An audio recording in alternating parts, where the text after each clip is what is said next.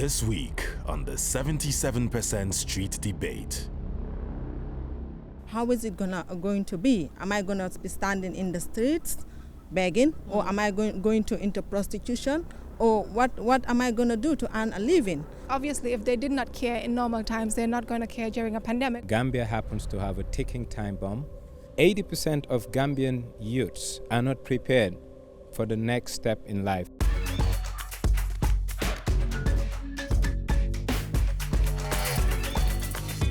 The 77% is back in the Gambia, and I assure you, temperatures are still over 30 degrees, which is why you might see me sweating. But in the 2 years since we've been here, the economy has been doing fantastic. That was, of course, until COVID-19 happened. The tourism sector has been ground to almost a crippling halt. And in fact, where we are is a hotel that was once opened, which has had to be shut because of the pandemic.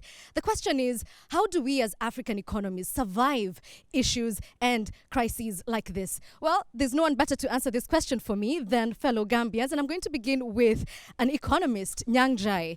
So give us an outlook of what the situation is like in the Gambia at the moment. We don't have a social safety net as it relates to the labor market. There is no security or insurance for people who get out of work. Back to the issue of tourism, I think this came as a shock, and the economy hasn't been that resilient in terms of product diversification, meaning bulk of the hotels in Gambia relied on winter tourism. The hotels are shut. There is no repair and maintenance in these hotels. Most of these hotels will need minimum nothing less than $1 to $1.5 million to really kickstart their businesses and also make sure that the quality of product that the destination was known for can be upheld.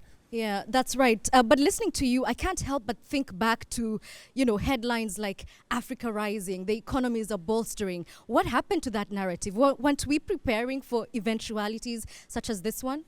Well, I love those cliches, Africa Rising, etc. But we need to be realistic. Those are mostly donor-driven agendas. I love it because they're ideal, but practically most African economies were not based on sound macroeconomic fundamentals. And if you look at the Gambia, for example, it's an economy that is externally driven in the sense that we are not in control of our productive sectors of the economy.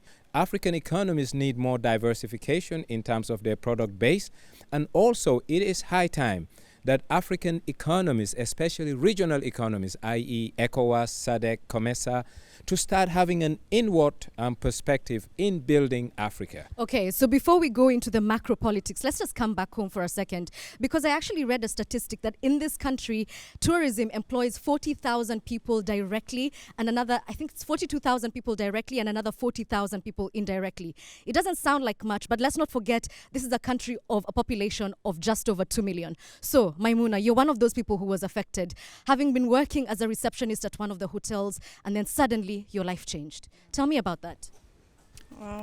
It was like an overnight thing that just happened. No one was really prepared for it. So, coming from a family, my siblings and I were all in the tourism industry working. So it really affected everyone in the family because especially me, it's like I was the breadwinner of the family. Let's come to Jama Jack here, because you are a women's activist, and I understand that women are the ones who've been the most disproportionately affected by COVID-19 in this country. Why is that?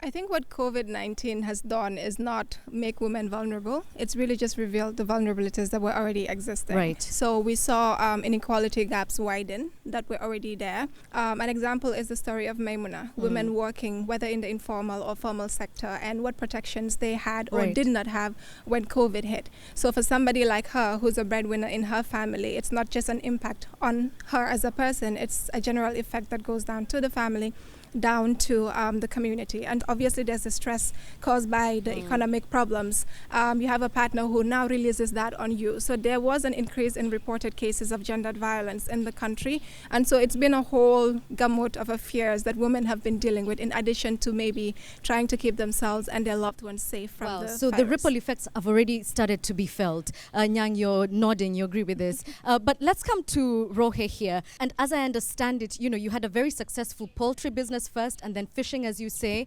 But then what went wrong? During COVID, most places were locked down. So these people reduced the amount of fish that they were buying from us. So they only concentrate on the agents that they were buying from, those people that they have contract with. So at the end of the day, if your catches come, they have to be left with you with no option than to dig a hole and throw them. Yeah. So this was the only option left. With the poultry as well, the industries were the ones buying from us, and most of these restaurants. At the end of the day, everybody was asked to stay home. So some of these things were not working as they were working before the All right, let's come to Hassan, because you're in a sector that's actually, believe it or not, doing well during COVID. You're in information technology. How has that sector been faring in the Gambia? So, I mean, in general, COVID has really taught a lot of businesses the importance of using technology. So from that standpoint, this has really created a lot of opportunities for business in software engineering or technology in general to be able to offer these services. If I wanted to manufacture a piece of hardware, it would be very difficult to be able to compete, let's say, with China. But when it comes to writing something intangible as software, really what you need is a computer and internet. And I think that this is a sector that the country can really thrive. And it's about time the government starts to diversify the economy. Okay, let's come back to Nyang, because that's a word he used earlier, diversify. Listening to Hassan here, he's talking about things that we already know. Governments in Africa have constantly been encouraged to invest in information technology, the infrastructure around it, because that's where the youth can really fall into place. Why haven't we done that? African governments have found it hard to migrate from the old economy to the new economy, and not only in terms of providing digital solutions. So what's going to change that is for government to adopt new things that the youth population what Hassan was talking are about. gearing up to. Yeah. Today, creative economy is what the Gambian youth wants to thrive on. Young people don't want to be like their forefathers who have farmed the soil, tilled the soil for a whole lifetime, and yet still they're living below the poverty line. But unfortunately, there's a mismatch with the skill set of the youth and the infrastructure needed to really realize the aspirations that they have. Okay, let me come back to Rohe here, because, Nyang has said something interesting. Young people don't really want to take up agriculture. They want to be in the city. Is this true? Well, I think in my case, it's a clear manifestation that youth are ready to go back to the fields. Youth are ready to work in the agricultural sector. But it's my government that is failing youths, because they will be with this famous slogan of telling us take Ifi in the Gambia. I think Rohi is one example who could have take Ifi in the Gambia, and a lot of women will look up to me to feel that sector that everybody is looking up to as a failed sector or a poor sector, most people will see me as an example and get into that if only I was supported by my government. Yeah. Actually, when your business didn't do well, you felt so desperate that you decided to get on a boat and go through the back way, as we call it, to Europe. How did that end up for you? So embarking on the back way was one of the most deadliest things I could have done to myself, because it ended up bad. Some people lost their lives in that boat at the end of the day. So with the support of IOM, I was able to get back to my country. And just give me a little bit of what that experience was like on the boat, because we don't want to romanticize this idea of the back way. It was a difficult situation where I was prone to be raped, if not for hunger, because we were about 120 people in that boat. 117 were men. Only 3 of us were women. And I was fake, because they told me we have equal women as men inside the boat. So getting in the boat, realizing that it was just 3 of us, and that was really frustrating. And it might sound like a silly question, but given what the financial and economic difficulties you were facing, looking back at it now, would you make the same decision again? No, I wouldn't make the same decision. I believe there are better ways that I can help myself instead of getting into that deadly Yeah. route. Yeah, so we're talking about something that obviously has real consequences here, including near-death experiences. Let me come back to Hassan, because it's easy to say, all right, let's all go the technology way, but obviously that's not realistic at the moment. What can you tell me about the internet connectivity in this country, digital literacy? Is this a viable option, or is this something that needs long-term planning? The internet penetration grew by 135% within a very short period. The internet speed and the price dropped significantly, and the speed increased significantly. So I think this is something we can work with, and I think it's less of a technology issue and more of a policy issue. Right. Right? Because if the private sector is supported with the right policies, they can fix the internet issue. Not everybody can be in the technology space, but there's just so much room for growth in this space, right? The very premise that somebody else is going to be responsible for solving our problems is what we should kind of unsubscribe from, and just kind of see whatever is available, how can we innovate with that? Okay, so we've just heard from Hassan that it's really important that policies are implemented, but I really like the point you've made about individuals taking that initiative. So Jama, I want to come to you. The women you're working with, the woman you are, the society that we have around us, what can we do in order to sustain ourselves? Is it even a fair ask? I'm not sure it's a fair ask at this point, because we're already doing a lot. So I just want to go back to the point Hassan made around policy. I think the policy environment in the Gambia doesn't really allow for people to thrive or to reach their fullest potentials. We do not really see the government taking the key role that they should be playing when it comes to even enforcing the policies that they have created for women, for girls. So I would say we're already doing a lot. We're not doing it in an environment that supports us, though. So what we've seen as well, this happened with COVID. So during the pandemic, obviously, if they did not care in normal times, they're not going to care during a pandemic when there's a priority issue that has taken their attention. It was women leading the distribution of food products, women leading the distribution of sanitary products, sharing information to make sure women are protected. So it was in our little communities and collectives that we were able to provide some sort of support. So Nyang had mentioned there are no safety nets. We are our safety nets. Women in this country are our own safety nets, and we're not really seeing the government take charge, even though we now have a Ministry of Gender. Curious as to what they're doing. Speaking of ministries, we did invite the Ministry for Trade to attend this debate. We also invited the mayor of this region, which heavily relies on tourism, but as you can see, they're a no-show. So I don't know if it's an issue of not caring. Do you think that's a concern, Yang, as Jama says, or do you think that they're simply overwhelmed? I think that's one thing that's lacking in the Gambia, and the reason why it's lacking in our school systems, in our curriculum, life skills has never been incorporated into learning. Life skills meaning being able to take care of yourself. I really want to defend Rohe here. She's one of those individuals who's extremely entrepreneurial. She's had a poultry business, she had a fish business which failed, and she says the government failed her. What else was she to do? You know, also I'm a statistician, and I will tell you, Rohi is an outlier. If you take a bell curve, she's not in the middle. 80% of Gambian youths are not prepared for the next step in life, i.e. after graduating high school or secondary school. And this is pre-COVID? From independence to date. Wow. And this in itself has created a problem for this country. So our education systems need a refocus, and the refocus is about preparing an individual for livelihood, not graduating a student through an academic exercise. There is I won't call it a misconception. There's a lack of priority and understanding of what the society really needs. What we need, we know it, but I really believe that the government really doesn't know what the society needs, and that shows that there's a disconnect between the governed and the people who are governing them. Okay, let me come to Maimuna again, because I really want to get into the social consequences of having an economy that's not doing so well. What has changed in the Gambian society since COVID? All of them will agree with me that the crime rate in the Gambia is very, very high. Like I, as a lady, I'm not gonna walk alone around like 8 o'clock to some places alone. Even when I'm walking in the streets, with my handbag, I'm mindful that like someone might attack me, or someone might take my bag. That is all caused by unemployment. Due to the COVID, it got worse. very, very worst. If like I wasn't able to create something on my own or for myself, how is it going to be? Am I gonna be standing in the streets begging, or am I going to into prostitution, or what am I gonna do to earn a living? So it's high time for us, the youths, to really like create skills, employment for ourselves, not always just depending on the government.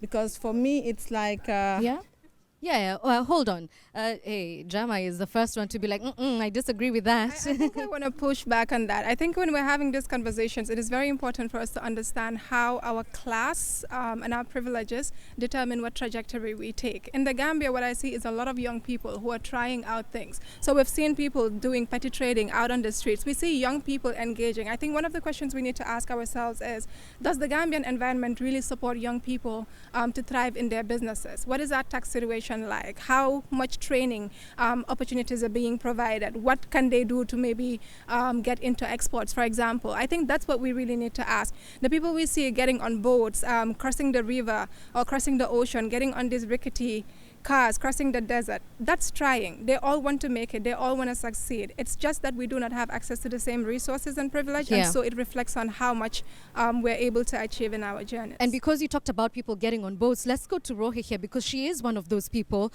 You know, someone might look at the situation you were in on the boat, and I'm not trying to sound insensitive, but they might ask, why spend that money on an illegal boat as opposed to investing here at home or even next door in Senegal? My problem was not money to invest in this country. My problem was the space where I could have sell my produce at. This was the issue that I was having in this country. Right. Speaking of opportunities, let's talk about the ones which have been lost and continue to be lost. Young kids who are meant to be in school, who've spent quite a significant amount of time outside their classrooms without access to information and education. What happens in the long term? I mean, this is human resources we're talking about. Well, in the long term, we'll all be dead, but realistically... Wow. What a positive outlook. Well, that's what economists will say. But realistically, we need to look at the medium term. And the medium term is African countries, not only Gambia, but African countries in general, need to reprioritize their competing priorities. In a third world country, everything is a priority, but all these priorities need to be re-ranked and reprioritized.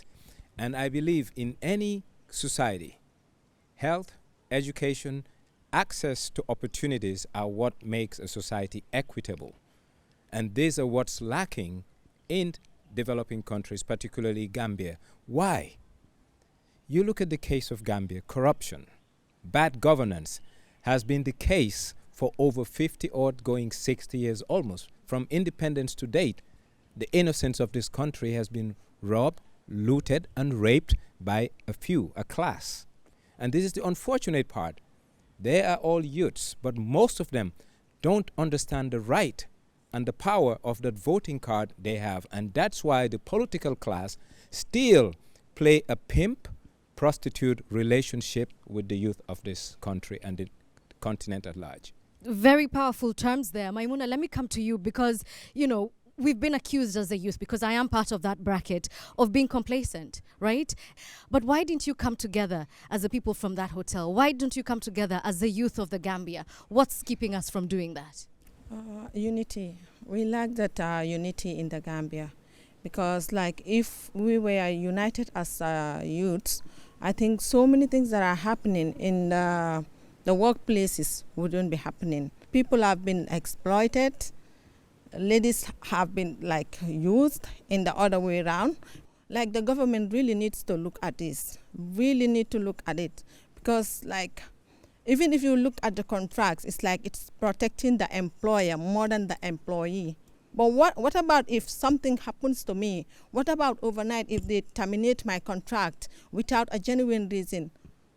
Who is protecting me? Right. So okay, so then we've talked at length about some of the problems and consequences of a contracted economy because of COVID. Now I want us to look at how to survive another event such as this one. Would it even be possible? I mean, can you imagine if this pandemic continues for another 2-3 years? What will be the situation in the Gambia? I can't imagine that. Mainly because I've been working as part of pandemic response for the past 2 years. For me, a feminist approach is really what we need. It looks at equity, it looks at access, it looks at opportunities, it looks at development from a perspective where we do not continue to live in a world where, you know, people getting richer always get richer and the poor are always poor and they're always trying to find ways to support one another. So Hassan, let's come to you then. Earlier you spoke about policies, and I'm going to ask what you think another solution could be. We should want more than what we have. We should defy mediocrity, right? We should want to deliver what the rest of the world is doing. We should not benchmark horizontally. We should look at what the rest of the world is doing, and we should want to deliver that. And you know, I have a bias in the tech space because I think that it's easier in the tech space because the raw material is just a laptop and internet. Right? You're forgetting about the brain power. The brain power, there you go. Because that I know we already have. I mean, I grew up in rural Gambia in the North Bank. I was just lucky when I was, I think, in the 6th or 7th grade, I got introduced to computers. And I can promise you, I am nowhere close to the smartest person out there. And I think there's so many people who would have done much better, who would have had so many opportunities around the world if they just had this opportunity to be able to learn about technology, about internet. I think the government should start looking at initiatives that supports these things. And not just initiatives to check off boxes, but really things that especially include the private sector. All right, we started with you. Let's finish with you, the economist, Nyanjai. We are not writing an obituary for the Gambia, but I can safely tell you that Gambia happens to have a ticking time bomb, and that ticking time bomb is called the youth demography. There's a mismatch between the required amenities and facilities needed by this youth cluster, i.e. good schools, good hospitals, and access to good economic opportunities.